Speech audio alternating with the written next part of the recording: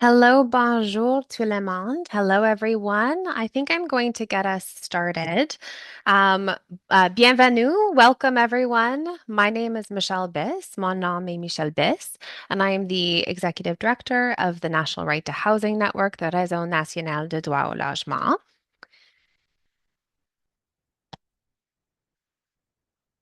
For those who are joining us, who are speaking, who speak in French and want to listen in French, we do have interpretation available. To join the French interpretation, you can press the globe at the bottom of your screen and select French. On a l'interprétation en français. Si vous voulez l'interprétation, pesez le bouton interprétation puis choisir l'option français. We also have American Sign Language interpretation available, and we have spotlighted those interpreters. And automatic captions are also available for those who would prefer to use that. And again, you'll see there are instructions for that on the screen. If you have any difficulty with the interpretation functions, please feel free to post in the chat and a member of our team would be happy to help you. Si vous avez les difficultés avec l'interprétation, mettez un message dans le chat, s'il vous plaît.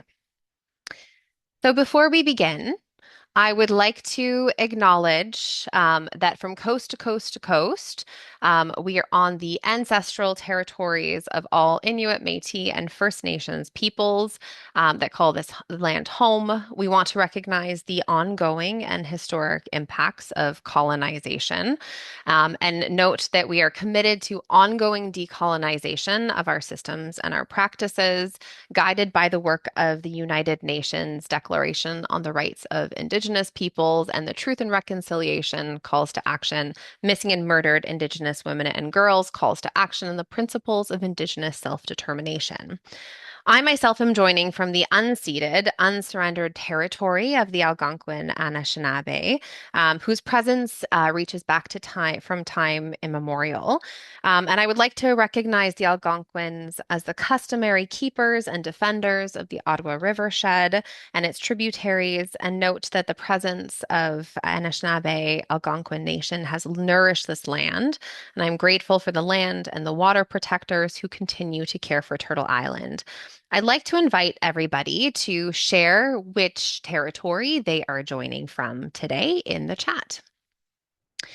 So, because you are joining this National Right to Housing Network space, we are asking folks to review our respectful space agreement. And we intend to make all of our activities welcoming and ensure a space that is good for everybody who is participating. It's really important to us that we are including marginalized voices who are often excluded in broader conversations, and that those voices are actively engaged with, collaborated with, and supported to lead those spaces. So I will invite folks to please feel free to review the Respectful Space Agreement from the National Right to Housing Network, and let our team know in the chat if you have any questions about that. Okay, we are getting into content, everyone. Welcome to the session today on the right to housing and accessible housing. So today we're going to be talking about a fundamental human right, the right to housing. We are going to be talking about international human rights law. We're going to talk about what it's like to use international human rights law to really push for change within Canada. I'm so excited to tell you that we have a couple of different speakers joining the session today. I want to introduce you all to Ambalika Roy, who is the Legal Education and Outreach or Legal Education Coordinator at the National Right to Housing Network. A little bit about Ambalika is that she is a human rights lawyer with over 15 years of experience in India, where she worked with several national nonprofit organizations to provide pro bono legal services to marginalized communities. She has also contributed to several landmark legal judgments in India, including the recognition of the right to confidentiality for persons who were living with HIV and the affirmation of the right to identity for transgendered persons. And Balika, since immigrating to Canada in 2019, has continued her commitment to social justice. She's worked with our wonderful partners over at the Canadian Centre for Housing Rights, as well as the Democratic Engagement Exchange, engaging communities across the country to raise awareness about the right to housing and democratic participation. And Balika also holds an LLB from the University of Calcutta in India. I'd also like to introduce you all to my colleague Misha Khan, who's the Strategic Development Manager over at the National Right to Housing Network. Having immigrated from Pakistan at a young age, Misha is dedicated to developing and fostering spaces, structures, and processes that prioritize the most marginalized. Misha is a graduate of Queen's University Psychology program and has extensive experience in the nonprofit sector, including notable roles at Atira Women's Resource Society, Martha's Table, and the Prison Journalism Project. In her role at the National Right to Housing Network, Misha remains committed to championing transformative change and advocating for housing as a human right, particularly for those who have historically been marginalized. Misha also sits on the board of directors for Queer Momentum. And I would also like to introduce our incredible colleague, Tamara Angeline Medford Williams, who is a daughter, friend, and a dedicated social justice advocate, and above all, a compassionate helper who is called to support others in transforming their pain into strength. Drawing on her Caribbean heritage and lived experience of gender-based violence, Tamara works to empower marginalized communities and their members. She is also the director of Black Community Initiatives at the Disabled Women's Network of Canada, a registered clinical social worker in Quebec and Ontario, working with young mothers in rehabilitative care, families, and schools. Tamara has contributed to reports submitted to the United Nations for the International Convention on the Elimination of All Forms of Racial Discrimination, as well as parliamentary briefs and appearances before the Senate on issues impacting the mental health of women, girls, and gender diverse people with disabilities using an intersectional lens. She is nominated as one of CBC Quebec's Black Changemakers 2024 and the Black History Month spokesperson of 2026. Tamara is recognized as a servant leader committed to uplifting her community and fostering meaningful change. So, welcome to all of our panelists today. We have a particularly good session, I think, in store for you all today. So before we get started, my last order of business before I pass it off to our incredible panelists is just to tell you a little bit about our organization, the National Right to Housing Network. I believe that Tamara is going to be touching upon what folks do over at our wonderful partners at Dawn Canada.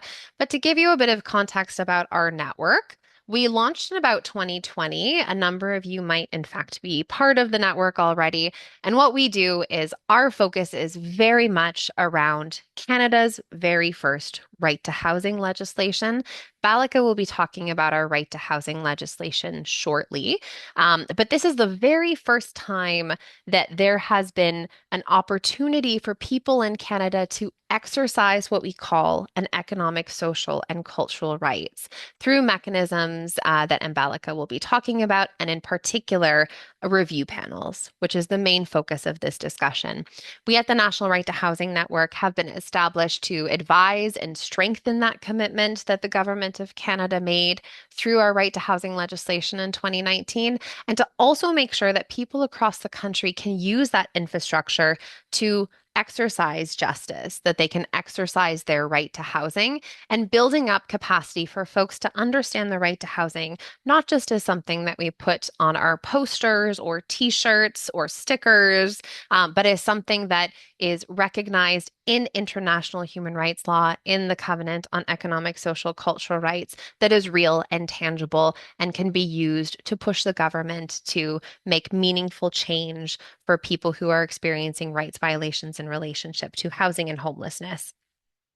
We currently have over 2,300 organizations and individuals who are engaged and partnering with the network. And we look forward to telling you all about that a little bit now. My team is also reminding me that I have not said who I am. So, hi, my name is Michelle Biss.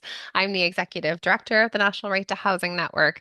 I am also a human rights lawyer by trade and have had the opportunity to engage in a number of international human rights law processes, legal education activities, as well as some strategic litigation as well, and have the total pleasure to work closely with this team at the National Right to Housing Network.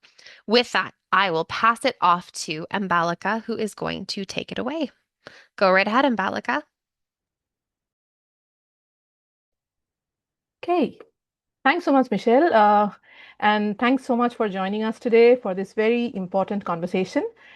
Um, before we dive into the ongoing review panel information and how you can engage with it, let me share an overview of the right to housing law that we have in Canada. So, after several years of advocacy by many civil society organizations, housing advocates, and lived experts, in 2019, Canada made a groundbreaking move. It adopted the National Housing Strategy Act. It's a long name, so in short, we will call it NHSA. So, this NHSA establishes housing as a human right in Canada in the Canadian domestic legislation. And it states, as you can see in this slide, that right to adequate housing is essential to the inherent dignity and well being of the person and to build sustainable and inclusive communities. It's a very powerful law, and this law is a commitment that the government has towards ensuring that we can claim our right to housing.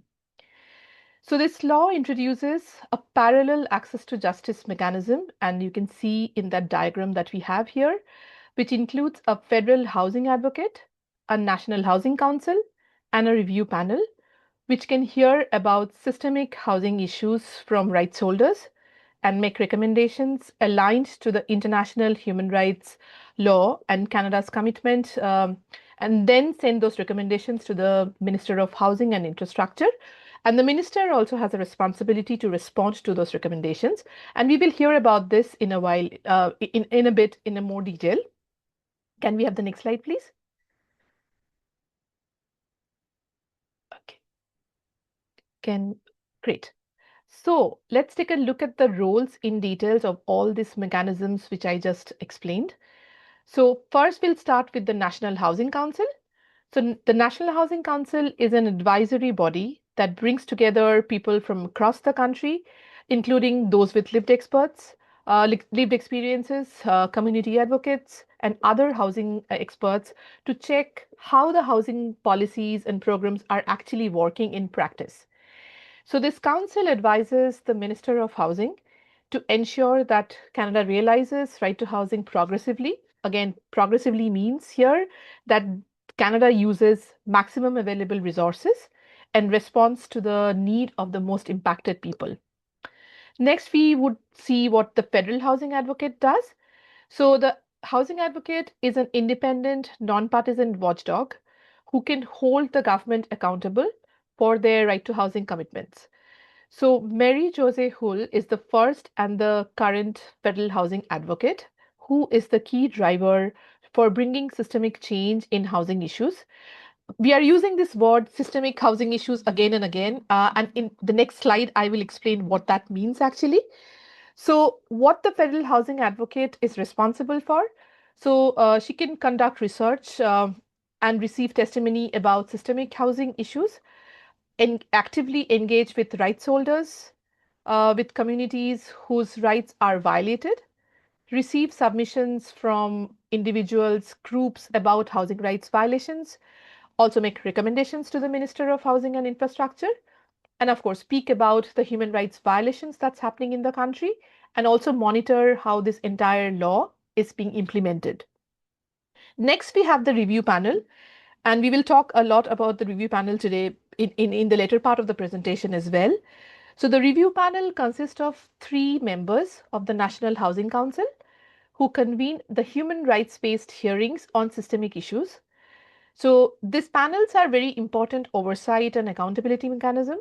And this panel can hold public hearings to listen to people directly, impacted by specific housing issues like tenants, unhoused people, or advocates, and then issue formal recommendations to the Minister of Housing, who again has to respond, and it has to be a time bound response. They have to respond within 120 days.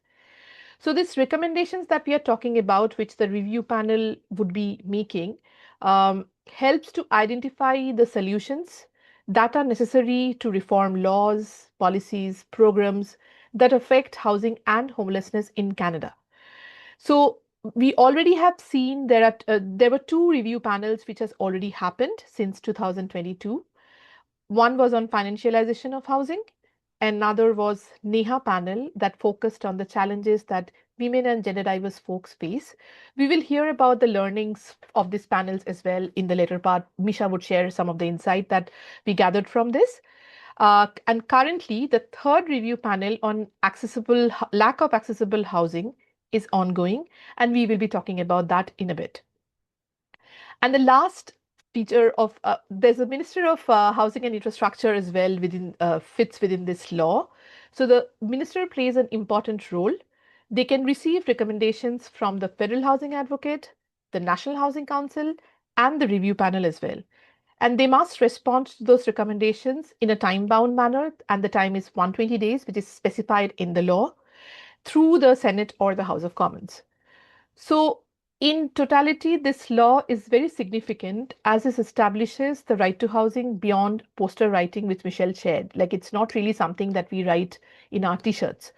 It does hold the government accountable to its actions and commitments and requires the Minister of Housing to apply human rights to Canada's housing policies and programs. So, which is very, very significant here. Okay, can we have the next slide? As we are constantly talking about systemic housing issues, what they are, we need to understand what we mean by that. So we know that many people are struggling to find a safe, affordable place to live. We know the rents are rising everywhere, whether it's urban centers or in even smaller municipalities or even the rural places. And there aren't enough affordable homes.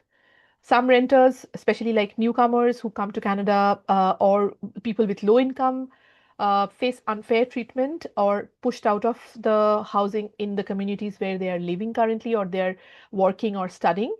And people with accessibility needs often struggle to find homes which are suited to their needs. So all these issues that I'm talking about does not only affect one individual, but it affects communities. And they are not caused by accidents, but for faulty policies, lack of stronger rental protection, treating homes as a way to make money, etc. So these are all systemic housing issues. And obviously, there's no surprise that it affects marginalized communities disproportionately. So this is what we mean when we say systemic housing issues. Can we have the next slide? Okay, so now let's take a look at the current review panel, which is ongoing. So, to voice our concerns around the lack of accessible housing, we now have an opportunity. The National Housing Council has launched the panel on lack of accessible housing in March. The written submission is now being accepted till June 5th, but we are hearing that the deadline might be extended further. So that means we might have more time to make a submission to the panel. Uh, Accessible housing enables people to live independently. Independently, we all know that, and live independently and also with dignity and free from discrimination. And it's a key principle of the right to housing framework that we talk about, which is again it's part of the international human rights law. But unfortunately, when we look at public housing, barely 9% units are accessible, and that means it leaves many on waitlist for years. So, this panel is an amazing platform to share those concerns, challenges, barriers, and also propose solutions that you want to see to this change this. So, now let's see who can make these submissions. Lived experts, it's very important we hear from the lived experts and have their voices heard in this panel. Advocates, organizations working with communities who are impacted by accessible housing. So, this law has a unique participatory approach, and this can only be truly used if impacted communities and advocates make submissions. We hear from them, hear their stories, who would be sharing their challenges, and also propose the solutions that they want to see to change the system. So that's for the like initial information about the review panel. Can we have the next slide, please? Okay. So what we need to include in the submission. So first of all, we need to say how we are impacted by the lack of accessible housing. So, and how we do that, we share stories of lived experts, as I earlier mentioned, uh, especially whose quality of life is affected severely as they could not access a home that suits their needs. What are the gaps that you see in the services? Like, it's not only the challenges, but also in terms of policies, programs, what are the gaps that you're seeing? And what are the laws that act as a barrier, to make the system better? So, talk about those in the submission. And finally, we will talk about the solutions, what the solutions that we have in our mind. So how can these barriers be resolved? Like what government should be doing to address these gaps? So these are the main three areas that we need to focus our submissions on. Can we have the next slide, please? Okay, so this is a simple submission template. Though when you're making the submission, there's an online portal and we would be sharing all the links in the chat. So keep an eye out for that. There would be an online portal where you need to do the submission. But in terms of your preparation or in terms of understanding what you need to put in the submission, so this is a template. We do have this template also available online, so we can share that with you. So you begin with the introduction, who you are, or if you're making the submission on behalf of anybody, any organization or any person or any lived expert. So include that in the introduction. Description of the issue, obviously the challenges that you're seeing, the problems that you see on the ground in terms of lack of accessible housing and how that has impacted. If you can share some background, some instances, impacts, the stories goes in here, the stories of the people whose lives are affected for the lack of accessible housing. So here is where this is the most important part of the submission. And then comes the arguments, like how it's violating right to housing, how the law is violated because we don't have accessible housing, and what are the commitments that Canada has internationally and domestically to have those accessible housing in place. What are the roles and responsibilities of the duty bearers, the governments, all levels of the government, especially the federal government, um, in terms of making sure that there are accessible housing? And finally, we come with the recommendations, the solutions that you propose. So this law gives this participatory approach where the people who are most impacted should come up with the solution, should share their voices, share the solutions, or identify how these barriers could be addressed. So this is what the recommendations means, that how to change that law to address the gaps that you are mentioning in your submission. So that's a simplistic like a submission template, but this is all online. Like the portal is online, you will go through the form, but this is for your it might be useful for your preparation. Can we have the next slide? So in terms of how you can engage with this process, which is very, very important, because this law is only going to work if more and more people come and make those submissions, if we are hearing more voices who are facing these challenges firsthand. So we need to hear from the lived experts. So that's why this is very important that we want to engage with this process. So we need to mobilize our communities who are impacted by the lack of accessible housing. So that's something how we can start the process. You can use our submission template. We have a human rights language guide, and we will be sharing these links in the chat while we are talking. So keep an eye on the chat. We have developed a few resources which might be useful for your submissions. And very important, sharing stories, highlighting how it impacts community. So gather those stories, gather those voices from the organization or from the communities that you work with. So having those stories and kind of sharing it back in the submissions is important. And also what we have been told by the National Housing Council, the secretariat who is managing this entire process, that they want to make this process as accessible as possible. So they want to make sure that it's not only the online portals.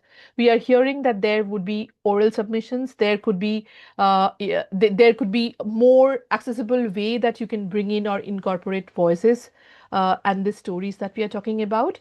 So if you feel that the form, the online portal is not working for you, which might not, because it is again an online form and there could be difficulties, could be challenges. So please reach out to them, reach out to us. We can help you connect with the secretariat and find a way which is more suitable for you to kind of bring your voices into this process. So it's very important that it's not only the online portal. There are other ways that you can make your voices heard. So we wanted to kind of really stress on that. Can I have the next slide? Okay, so here is a question for you all, and you would be seeing a question on your screen. Jess is going to start a poll. So I explained what all the information that we have for the review panel and how you can engage, but we know it is not always easy to engage with this kind of a process. So we want to ask you what challenges are preventing you from engaging with this panel. And I believe you can see the question here, and you can actually uh, click the response that suits you or like you feel the most appropriate, that the challenges that are preventing you from engaging. So we have a few responses here, like maybe there is no time, maybe you don't know what topic to write about, or you don't know where to start, not enough information you have with you, or you need help creating your submission, or maybe you're all prepared and you need no support, or any other. So I'll just give you maybe a couple of minutes just to kind of go through this and hit the response button, and I can share your responses as well.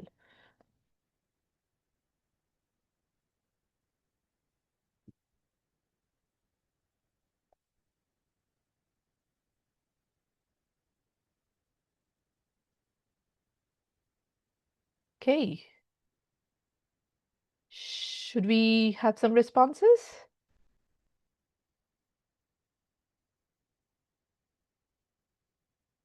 Okay. Okay. I can see the responses here. Okay. So some of you said there isn't any time. We are all busy. I understand that, and this takes time.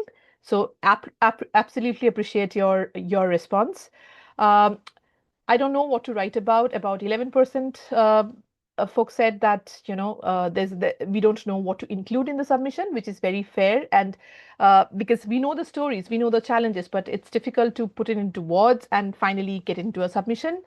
Um, Many of you, actually, the 24% of you actually shared that we don't know where to start. And we completely acknowledge that. So that's why we would always say start with the stories, gather the voices, and then go to the argument or the gaps or the challenges that you see.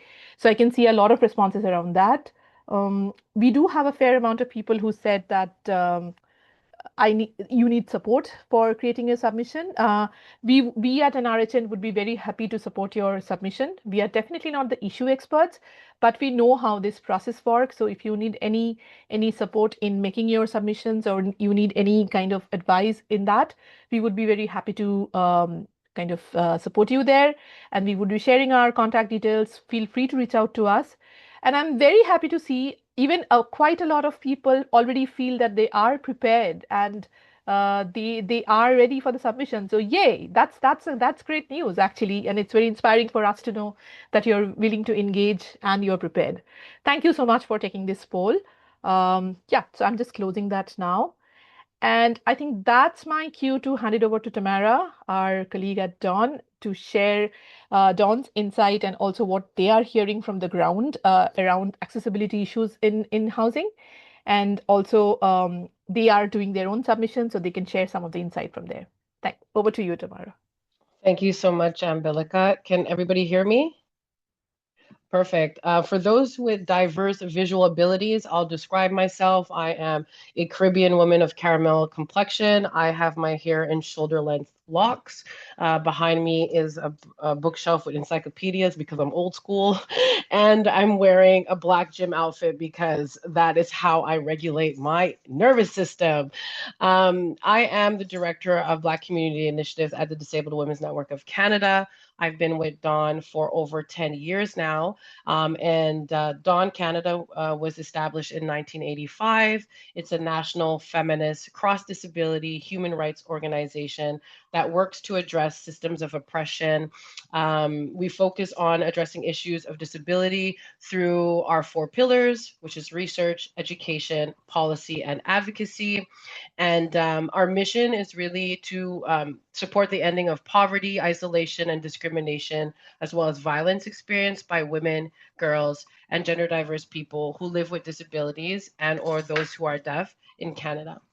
So before we talk a little bit about frameworks and legislation or recommendations, I want to begin by really grounding today's discussion where Dawn Canada always begins, and that's with real lives of disabled women and gender diverse people across this country. So everything that I'm sharing or that I will be sharing with you today comes directly from our membership and our network of women, girls, and gender diverse people who live with these realities every day and who have shared their stories not because they are exceptional, but because they are common. So many begin the same way, by saying, compared to what others have lived through, theirs doesn't feel as dramatic. And I always feel like that hesitation is part of the harm because what is often dismissed as ordinary housing stress is in reality systemic human rights violations normalized through scarcity, bureaucracy, and policy choices.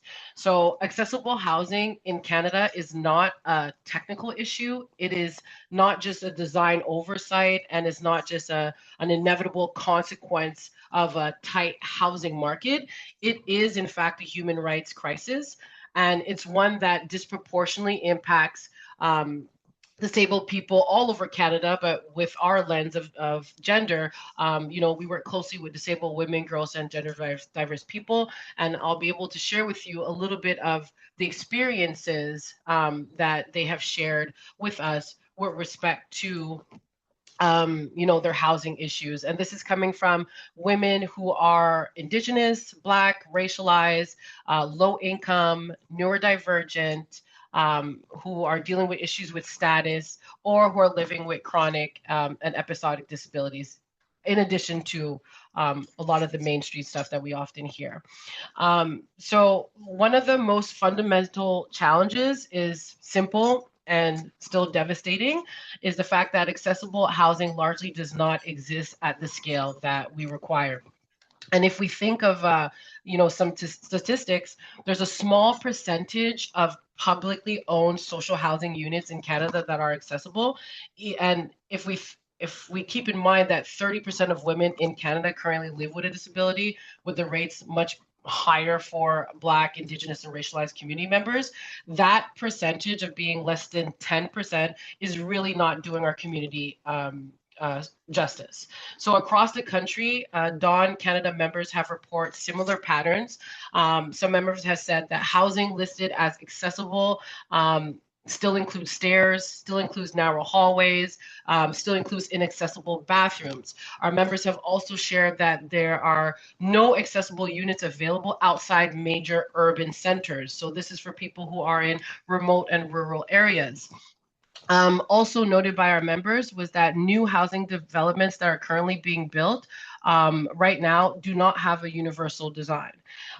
One member who's in New Brunswick, she shared a story that kind of captures this illusion perfectly.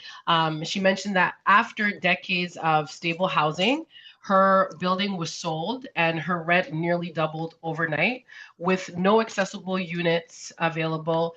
So she moved into an apartment that looked acceptable on paper, but a 7-inch step, not addressed in provincial accessibility standards, blocked her only access to the outdoors, right? So that step eliminated her balcony, severely impacted her mental health, required makeshift ramps that consumed half of her bedroom, and created constant emotional labor just to exist safely in her home.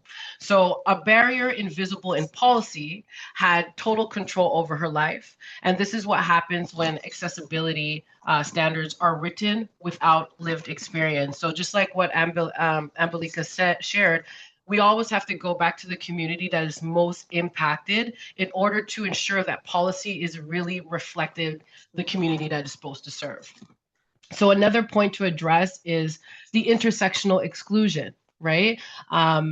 Housing precarity does not affect everyone equally. And I think it's important to understand that. And when we're writing these submissions or going to these hearings, it's important to reflect that difference as well. So when disability intersects with race, indigeneity, immigration status, gender, identity, class, and neurodivergence, the impacts do not just add up, they compound exponentially. So these are not just special cases, they reflect the experiences of the majority of disabled women and gender diverse people in Canada. For instance, for Indigenous women with disabilities, housing insecurity is inseparable from colonial displacement. We cannot view one without the other.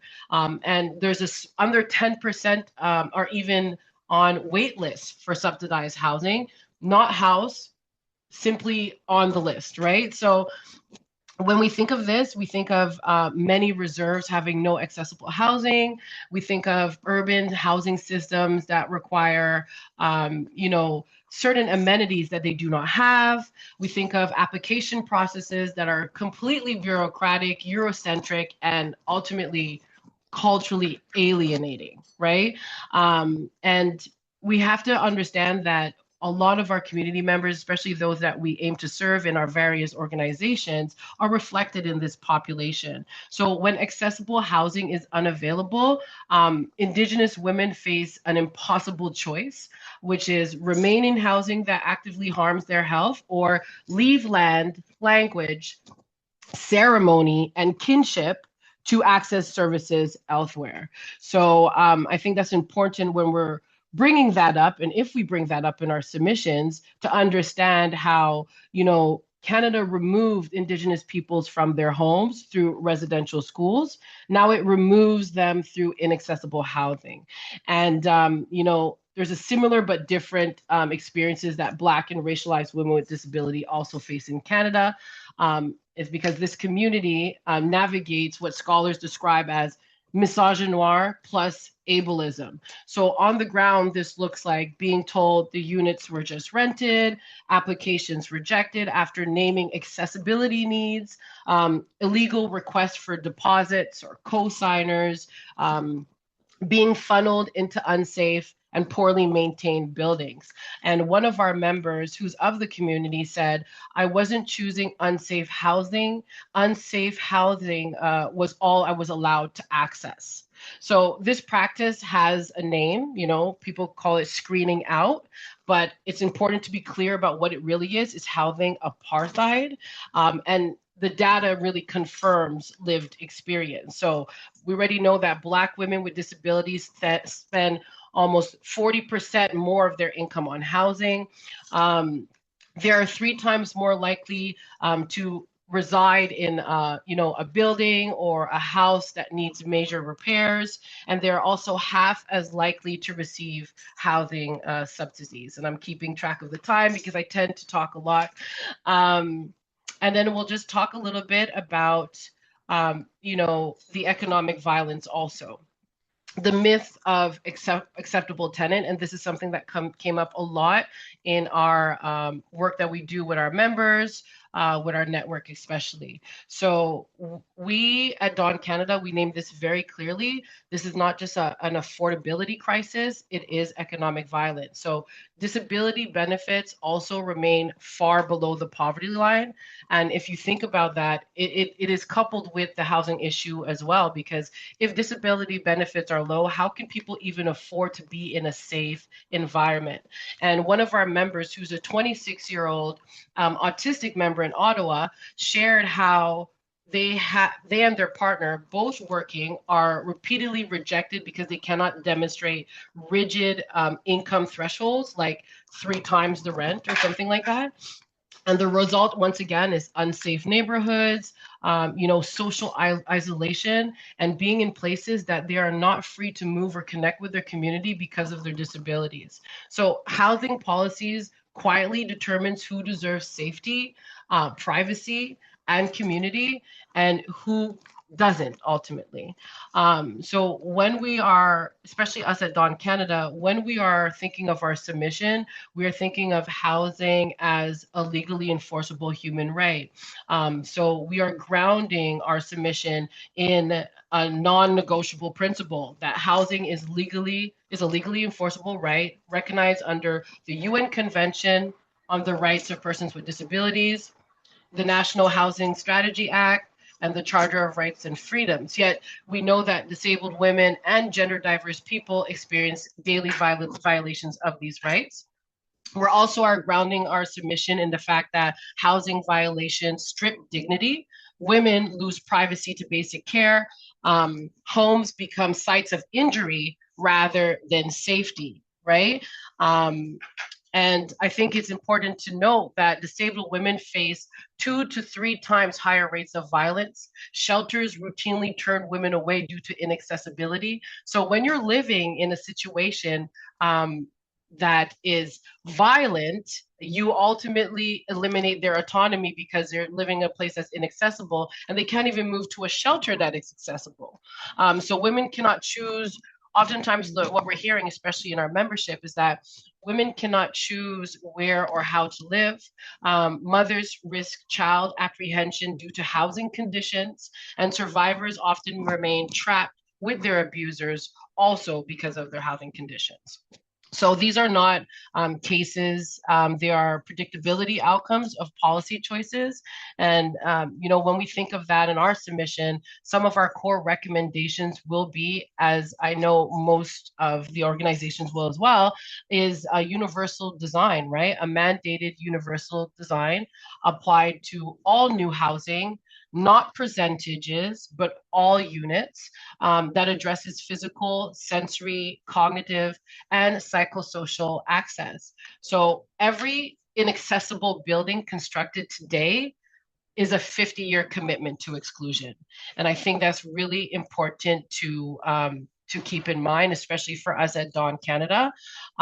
And we also will highlight the importance of needing to strengthen income supports for our community members. Another thing is thinking about fund integrated support. So housing alone sometimes is not enough, but we need permanent supportive housing. We need fully accessible shelters. We need housing connected to transit as well as community, because for a lot of our community members, that is something that supports and increases their mental health and emotional well-being. So when we think of all the work that needs to be done, the lived realities of Dawn Canada's members really make one thing clear, is that accessible housing is not just about convenience. It's about survival. It's about dignity and the right to live life that feels like your and our own. So this crisis is really not inevitable. It's a result of policies that don't work for us. And different choices are possible. And I think that we just need to do the work to ensure that the people in positions of power hear our perspectives and our voices so that we can really see that change. Thank you.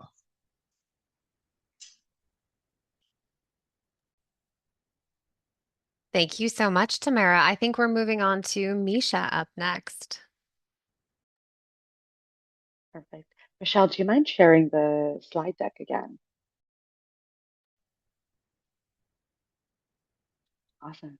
So Michelle, Tamara, and Angelica already sort of shared a really helpful overview and of the importance of the upcoming review panel and how these mechanisms work. So I just wanted to close by reflecting a bit on what we've learned from these earlier review panels. So over the last few years, We've had the first ever review panel on the financialization of purpose-built rental housing. Wow, that is a very jargony term. So when I talk about the financialization of housing, what I mean is when housing is treated as a financial asset or a commodity rather than a human right. We've also had the advocate-led review on homeless encampments. And more recently, we've had the NEHA review panel that examined the right to safe, adequate, and affordable housing for women, two spirit, trans, and gender diverse people in Canada. And that one was heavily supported by our friends at the Women's National Housing and Homelessness Network and the National Indigenous Women's Housing Network. So while each of these processes focused on different systemic issues, there was a number of important lessons that sort of emerged across all of them. Can I have the next slide, please? So one of the biggest lessons is that, as we know, lived expertise really changes the conversation. So again and again, people directly impacted by housing injustice brought forward realities, patterns, and impacts that weren't fully captured through policy language, research reports, or statistics alone. People spoke about the emotional toll of displacement, the fear and instability created by financialization, the violence and trauma connected to encampment evictions, and the exhaustion of navigating inaccessible or unsafe housing systems day after day. So these types of contributions really grounded this process in real human experiences rather than these abstract policy discussions. And they reminded everyone in the room that these issues aren't just theoretical, but they shape people's safety, dignity, health, relationships, and ability to participate fully in their communities. Another important lesson is that these processes can create real openings for change. So we've actually seen people meaningfully engage in these dialogues, and as a result, we've seen federal housing policy begin to shift towards issues that previously received very little attention at the federal level. So I'll give an example. It's the advocate-led review on encampments. So under the National Housing Strategy Act, the federal housing advocate can both refer systemic issues to the National Housing Council, and they will create a formal review panel process, and that's like the review panel process that we're talking about of the lack of accessible housing in Canada. But the advocate can also do an advocate-led review more directly, and so I'm talking about the advocate-led review on encampments. Which brought a lot of national attention to the systemic failures within Canada's housing system that are then forcing people into encampments. And so the advocate's final report called for a national encampments response plan and really emphasized the needs for government to uphold the dignity, the safety, and security of encampment residents while rapidly providing adequate and permanent housing solutions. And it was those recommendations that directly influenced the creation of the federal government's $250 million encampment response fund. And similar to that, the first ever review panel on the financialization of housing helped bring national attention to the ways housing is increasingly being treated as a financial asset rather than a human right. So people spoke about rising rents, aggressive evictions, displacement, and the growing role of corporate landlords in shaping Canada's housing system. And so the recommendations that came from that process are directly informed the development of the Federal Tenant Protection Fund, and that was created to support tenant organizing, legal supports, and community efforts to protect renters facing displacement and housing insecurity. It also led to the Renters Bill of Rights, and that was attached to conditional funding for provinces and territories. And that's a human rights policy lever with lots of potential for advocates and rights holders to use to then build accountability into tenant laws in Canada. And I think that matters because a lot of times rights holders, understandably so, enter into these spaces wondering whether participation will actually lead into anything tangible. And so these processes aren't perfect. And as we all know, the change doesn't happen overnight, but we have seen examples where lived expertise, organizing, and collective advocacy has helped shift national conversations and influence federal action in tangible ways. Another important lesson is that review panels can help to connect experiences that are happening across different communities into a broader picture of systemic human rights failures. So many of the experiences shared during earlier review panels came from very specific contexts. So, like particular shelters, housing providers, neighborhoods, cities, local housing systems.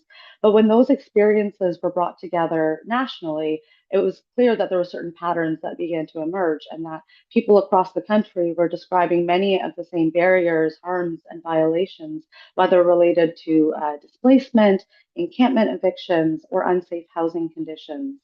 We also know that meaningful participation requires real support and infrastructure. So it can't just mean asking people to show up and share deeply personal experiences without any kind of support.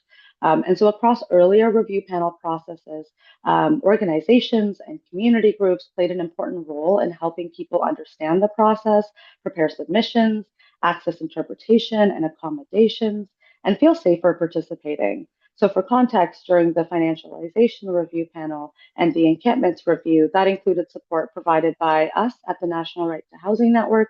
And in the case of the recent NAHA review panel, much of that work was led by the Women's National Housing and Homelessness Network and the National Indigenous Women's Housing Network, who created important spaces for engagement, dialogue, and community participation. And so, one thing that has become especially clear is that many rights holders feel very overwhelmed or excluded by traditional consultation and engagement processes. So, for many people, these systems are really intimidating, inaccessible, overly technical, or disconnected from their day to day realities. We also know that many people just don't know that these mechanisms exist or understand how to engage with them. And because review panels are still relatively new under the National Housing Strategy Act, there's still a real need for public education, outreach, plain language resources to help communities understand what these processes are, why they matter, and how you can participate. So, at the National Right to Housing Network, some of the ways that we've tried to support participation have included creating plain language materials, hosting webinars, and community conversations like this, and supporting people in thinking through submissions, helping connect local experiences to broader systemic issues, and creating spaces where people can ask questions and engage with the process more comfortably. These processes also just highlight the power of collaboration. So some of the strongest advocacy and submissions sort of came through when lived experts, grassroots organizations, legal advocates, researchers, community organizers all worked collectively, because no single organization or individual holds the full picture. And so these processes really become stronger when knowledge is shared across movements, sectors, and communities. And you can also participate in many different forms. So some people can choose to submit written experiences or recommendations more directly through the portal. And other people might participate through organizations, coalitions, community conversations, or oral hearings that are later in the process. And most importantly, the work does not end when the recommendations are released. So, in many ways, that's when a whole other phase of the work begins. It's ongoing advocacy, organizing, public education, and collective pressure needed to push for implementation and accountability. And while review panels alone won't solve the issue, they can help transform experiences that are too often ignored into collective calls for accountability, dignity, and systemic change. Can I get the next slide, please? I also realize I am running a little bit short on time, but I just wanted to name that these are some of the resources to help you participate. So we included the direct link for making a submission to the review panel. It'll also be in the chat. We'll also be disseminating these slides in emails to anyone who attended. And there's also some resources that we've developed, including the Human Rights Language Guide. And that's to help people wanting to make submissions think through how to frame their experiences and recommendations within a human rights lens. We've also included a review panel flyer, and that can be shared with colleagues, community members, and networks to help spread awareness about the process and upcoming opportunities to engage. Can I get the next slide, please? Perfect. And finally, if you'd want to stay connected to this work, we've also included links to sign up to the National Right to Housing Network and on Canada's newsletters to follow along for future updates and engagement opportunities. So thank you all so much for being here. And I'll just pass it on to Michelle to moderate the question and answer portion. And I know we're a little bit limited on time now. That is all right. I want to thank all of our speakers. I feel like I have learned a lot in the last hour, and I'm really grateful for all the discussion. I do think we have 5 minutes. I promise that everyone will get out of here in 5 minutes. I see that there are a couple of excellent questions that have come up both in the chat, as well as in the Q&A portion. So I have highlighted three of those, but if more of them come in, I'm going to do my best to address them. The first question is an easy one, so I can just jump in and answer that one. And then I've got a question for Ambelika and Misha. And then Tamara, I also have a question for you. So one question I saw in the chat was a few questions about format. How should people be submitting? And I saw somebody put in the Q&A, the panel asks for 3 questions to be addressed in the submission. Do you recommend addressing each question in turn, so in their form, or assembling it in the template that you recommend? So you can do either. We've been told by the review panel secretariat they will accept either. This is a very flexible group. I find that it can be helpful to create a submission in a PDF format that then you can send around to your colleagues. You can send it to us at the National Right to Housing Network because we will be sharing around some of those submissions too. If you wish, I might encourage you to do a PDF format and then also pull out the answers to their questions and put them in the form. But again, it's very, very flexible. And I can tell you folks at the Secretariat are entering this with an understanding that they want to hear from you as much as they can. So they're planning to be quite flexible. Unless one of my team members jumps in and says, I don't know, Michelle, I think they might want it like this. But I can see from their faces they're not doing that. So there's a lot of flexibility. Second question that I want to give over to Misha and Ambalika, and I think both of you answered this a bit in your comments, and I'm going to read specifically because we have a colleague, it looks like Jean Swanson has posted this, and Jean says, I've seen Minister Robertson's responses to other pleas for ending homelessness. A lot of it was pages of info about measly amounts of funds the government had spent on assorted housing issues. What makes you think that this would be different? And Misha and Ambalika, I want to open up the floor to give you a chance to answer that. And then I've got a question to wrap us up from Tamara. Perfect. And Belka, did you want to give it a go? And I can always add on to your. Uh, Yeah, so obviously we are very hopeful because what we have learned from the Secretariat as well, and as well from the preparatory work that is going on. So there has been, they want to do a lot of things, and we are learning from even the first and the second panel. So as you would acknowledge, the first panel was different, the Neha panel was different. So we are all still learning. So we are hoping that this would be, again, that accessibility factor would be the key in here. And also, when you talk about the responses, I think this is an entire process. So our advocacy doesn't stop there, even with the NEHA panel's recommendations that we have and what we do. So I'm sure organizations like ours and many of our colleagues and partners on the ground would be working towards so that those recommendations actually see the light of the day, and we are able to kind of gather ourselves and get something concrete pieces out of those beautiful Neha report that we got in November. So yeah, but I think Misha, you already shared a lot about the learnings, but please feel free to add in. Yeah, and I totally agree with Ambelika. You're absolutely right. It is always a little bit frustrating when you're met with those types of responses. But I agree that we're a little bit hopeful that at the very least, what review panels do is they do create a public record, and that public record will always be available for us to then leverage into our advocacy efforts. So again, after those recommendations are released, after the minister gives a response, our advocacy doesn't end. We're going to continue to leverage all of the testimony, all of these recommendations, and until they're implemented. Thank you so much, both. I also see just a technical question in the chat that the deadline is coming up quite soon for the written submissions. We have a strong suspicion that the deadline will be extended. Cough, cough, but nothing official has been announced yet. But if you would like to write to the National Housing Council review panel to also request that, I suspect that will help. But I Yes, more to come on that answer at the probably very soon. Tamara, I'm hoping we can get you to have final word in here to wrap us up.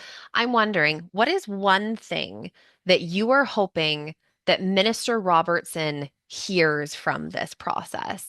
Is there one message you want him to hear as folks are engaging within this review panel? Sorry. I think the biggest thing is that, with all the work that we do, we often work in silos. And I'm really hoping from this process that the minister sees that that won't happen to us anymore. There's no more divide and conquer. This is why we want to get so many people to come together and connect with community members and write submissions and show up to hearings because we are stronger together than we are isolated or in these separate silos. And I think that's the biggest message that I want the minister to see, that we are a collective. We will behave like that. We will work towards, what benefits our community as a collective, and we demand it now. And I think by all of us coming together to align ourselves and to take part of this process, that a message will definitely be sent. Thank you so much, Tamara. Beautiful words to end by. I'm going to end us by thanking everyone for joining this webinar. I want to thank Ambalika, Misha, Tamara. I want to thank also our incredible American Sign Language interpreters, as well as our English-French interpreter as well. Thank you all for being a part of this panel, and we look for or of this webinar. And we look forward to engaging with you all throughout this critical human rights process. Again, there are newsletters that you are welcome to sign up for both Dawn Canada as well as the National Right to Housing Network. And we look forward to continuing to work with you all.